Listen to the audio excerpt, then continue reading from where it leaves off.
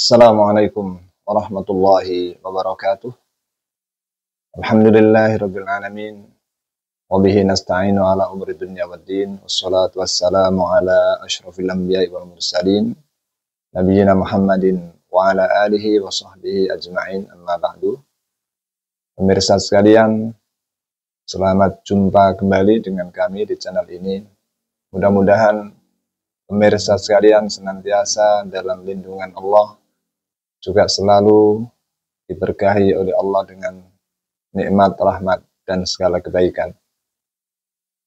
Pemirsa sekalian, pada kesempatan ini izinkan kami berbagi dengan para pemirsa sekalian untuk membahas sebuah isu yang hari-hari ini cukup hangat beredar di media, terutama yang terkait dengan kontroversi seputar sound horeg. Pemirsa sekalian, memang perlu kita renungkan bahwa pernahkah kita merasakan kenyamanan di rumah terganggu oleh suara keras dari luar? Mungkin karena sound system yang bersuara keras di tengah malam, atau musik yang bertalu dari kendaraan yang lewat, atau bahkan speaker pengajian atau sholawatan yang volumenya melebihi batas kewajaran dan berlangsung berjam-jam. Nah, akhir-akhir ini kita diramaikan oleh berita seputar kontroversi sound horeg. Sampai-sampai Majelis Ulama Indonesia Jawa Timur mengeluarkan fatwa seputar sound horeg ini. Nah, pada kesempatan ini kita akan membahas tentang bagaimana sebenarnya duduk persoalan dari sound horeg ini. Pemirsa sekalian, apa itu sound horeg?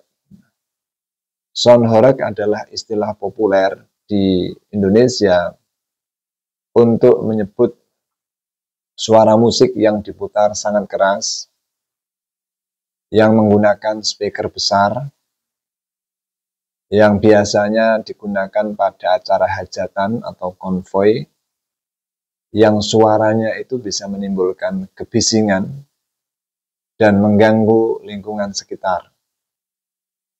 Kata horeg itu diambil dari bahasa Jawa yang berarti bergetar. Artinya sound itu menimbulkan efek getaran yang cukup dahsyat pada lingkungan di sekitarnya. Pemirsa sekalian, bagaimana hukum sound horeg menurut pandangan Islam? Nah, sebetulnya hukum dalam Islam itu mengacu kepada aspek-aspek madharat dan manfaat, terutama jika terkait hal-hal yang bersifat muamalah atau dunyawiyah.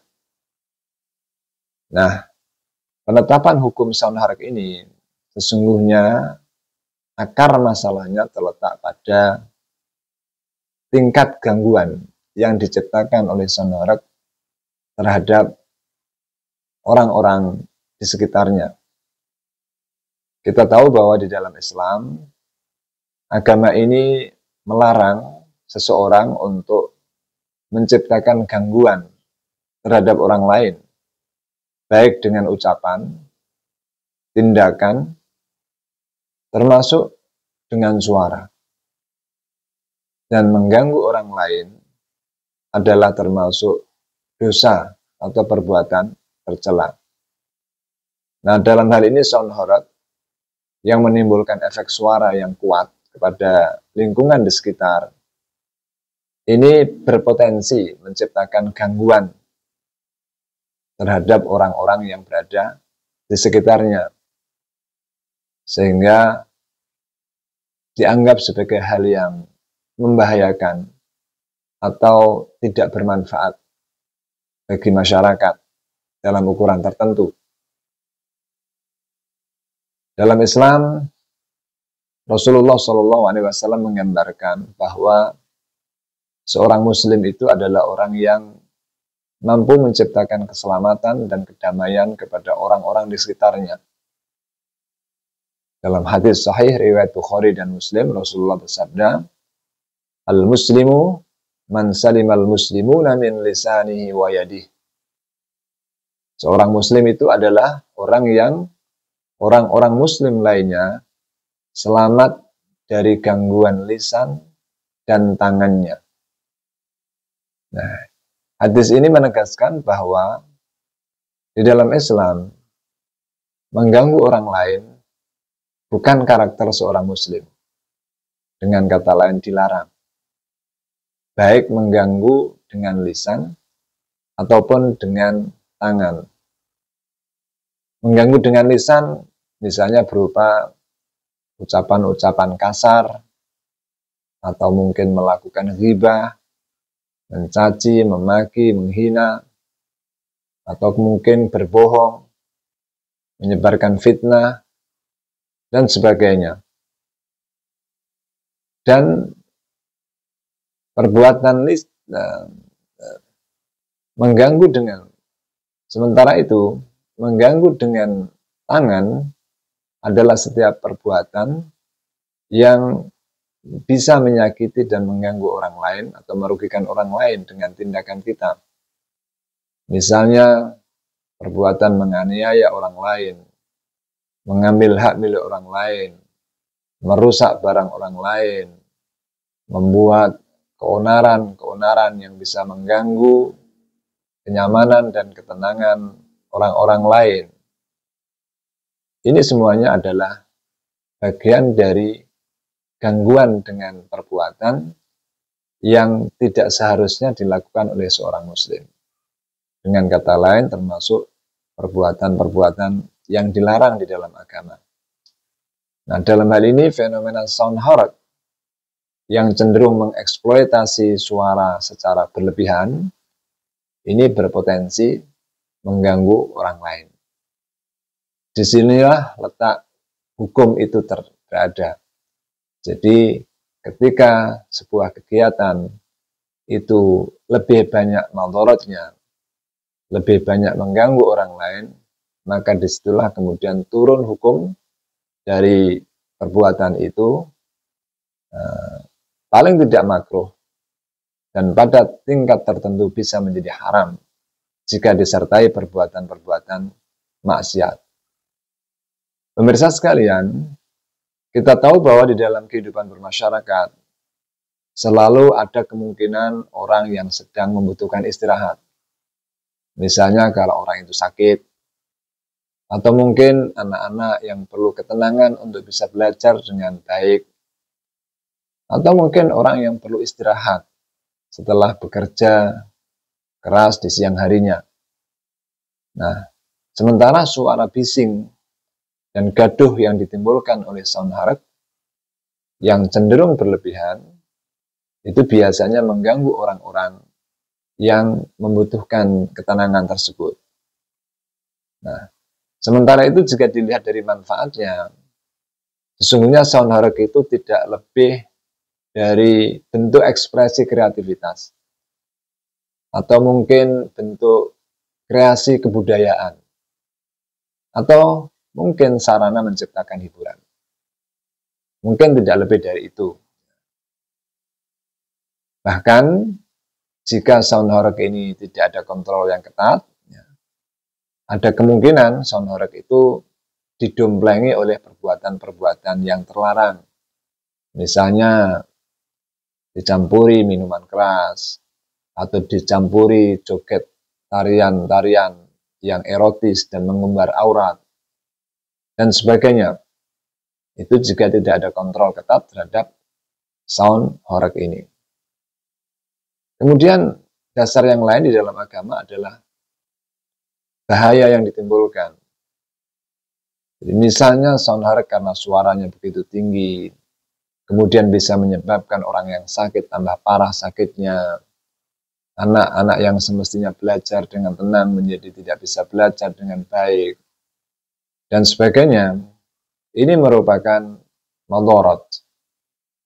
Atau mungkin ketika sound horror itu dikemas dalam bentuk kendaraan yang bisa diangkut ke berbagai tempat, terutama untuk kepentingan konvoi.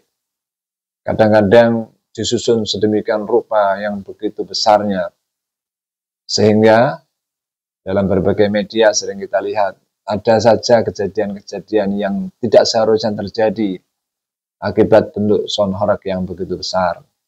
Misalnya ketika susunan sound itu yang begitu tinggi menjulang di atas truk, akhirnya kemudian mengganggu kabel-kabel yang berada di atas jalan, atau kadangkala jika jalannya sempit, kadang-kadang harus mengganggu bangunan-bangunan atau rumah-rumah orang, atau mungkin fasilitas-fasilitas yang sudah ada sebelumnya. Dan bahkan ada kalanya juga susunan sound yang begitu tinggi dan menjulang itu ada kalanya runtuh di tengah jalan dan kemudian mengenai orang-orang di sekitarnya. Atau ada kalanya juga orang-orang yang naik di atas sound itu, kemudian karena tersangkut kabel dan sebagainya, kemudian menjadikan jatuh ke jalan yang akhirnya menjadikan orang tersebut sakit.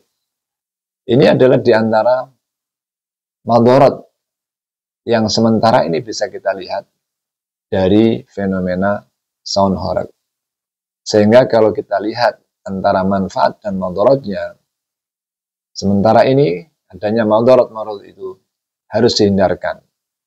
Karena di dalam hadis Rasulullah bersabda, la dharara wa la dirara, yang artinya tidak boleh ada bahaya yang terjadi dan tidak boleh ada upaya yang bisa menimbulkan bahaya kepada siapapun. Artinya, setiap fenomena atau kejadian yang bisa menimbulkan bahaya itu harus dihindarkan. Dan juga setiap usaha, iktikad, perbuatan yang dapat menciptakan bahaya itu juga harus dihindarkan. Inilah perintah Rasulullah SAW yang melarang kita untuk menciptakan hal-hal yang bisa membahayakan diri sendiri maupun orang lain. Pemirsa sekalian, alasan yang lain yang mungkin menguatkan pendapat untuk menolak fenomena sound horeg ini adalah berdasarkan tingkat manfaatnya, menguatkan dari dalil yang kedua tadi, bahwa Rasulullah SAW juga pernah bersabda dalam hadisnya bahwa di antara tanda kebaikan Islam seseorang itu yaitu manakala dia meninggalkan hal-hal yang tidak berguna dan tidak bermanfaat. Hadisnya itu adalah min husni islamil mar'i tarkuhu ma la ya'nihi. Hadis riwayat Tirmidzi dan Ibnu Majah. Artinya, di antara tanda kebaikan Islam seseorang adalah meninggalkan hal-hal yang tidak bermanfaat. Jadi sound horeg, jika memang ditimbang dari segi manfaat dan madharatnya, ketika madharatnya lebih banyak dan manfaatnya sangat minim, maka tidak ada salahnya jika hal itu kita tinggalkan dan kita gantikan dengan hal-hal yang lebih bermanfaat. Atau dengan kata lain, ketika sound itu juga menjadi bagian dari kebutuhan kita, kita harus mengukur supaya sound itu tidak melampaui batas sehingga bisa menghindarkan hal-hal yang mungkin termasuk dalam kategori madharat atau hal yang membahayakan. Misalnya, sound itu sebetulnya adalah boleh. Pengeras suara itu sebetulnya adalah hal yang tidak masalah di dalam agama. Tetapi ketika digunakan untuk hal-hal yang mengganggu orang lain, atau digunakan untuk hal-hal yang berbau maksiat, maka disitulah menjadi haram. Karena itu, sound horeg ini bisa menjadi hal yang baik dan positif apabila aspek-aspek madharatnya dihilangkan dan kemudian dikemas secara lebih baik sehingga nilai manfaatnya jauh lebih banyak dari mudaratnya. Itulah kira-kira yang bisa kita lakukan sebagai solusi terhadap fenomena sound horeg akhir-akhir ini. Pemirsa sekalian, dengan demikian bisa kita simpulkan bahwa jika kita membahas tentang hukum sound horeg, sebetulnya sound itu sendiri atau alat pengeras suara itu sendiri hukum yang mubah. Tetapi jika sesuatu hal yang mubah itu disertai dengan hal-hal yang terlarang, maka hukumnya bisa menjadi haram, bisa menjadi makruh. Nah, terkait sound horeg, jika masih mengganggu kenyamanan masyarakat, maka ini bisa berupa makruh hukumnya. Tetapi, jika sound horeg juga disertai dengan hal-hal yang berbau maksiat, misalnya musik-musik yang diputar itu musik-musik yang tidak baik, liriknya juga tidak baik, atau menyebabkan orang kemudian lalai menjalankan ibadah, atau kemudian mengganggu orang banyak dalam melakukan ibadah dan beraktivitas, atau mungkin bersamaan dengan itu juga disertai dengan minuman keras dan hal-hal yang dilarang oleh agama, maka di situ menjadi haram. Nah, hukumnya menjadi makruh apabila tidak mengandung maksiat, tetapi sekedar mengganggu orang lain dan tidak menghormati kenyamanan orang, baik dari segi waktu, tempat, dan sebagainya. Jadi, hukum sound horeg bisa haram jika tidak hanya mengganggu masyarakat, tetapi juga disertai perbuatan maksiat. Tetapi jika sekedar mengganggu kenyamanan masyarakat, sound horeg hukumnya adalah makruh. Setidaknya demikian yang bisa kita simpulkan dari fenomena sound horeg yang akhir-akhir ini marak dan menjadi kontroversi di media dan di tengah masyarakat. Pemirsa sekalian, mari kita jaga lingkungan, mulai dari rumah kita sendiri. Jangan sampai suara kita menjadi penyebab orang lain menderita. Karena menurut Rasulullah, sebaik-baik manusia adalah yang paling bermanfaat bagi manusia yang lain. Khairun nasi anfa'uhum linnas. Sebaik-baik manusia adalah yang paling bermanfaat bagi manusia yang lain. Hadis riwayat Ibnu Hibban, Tabrani, dan Ahmad. Demikian, mudah-mudahan bermanfaat bagi kita semuanya. Wabillahi taufiq wal hidayah. Wassalamualaikum warahmatullahi wabarakatuh.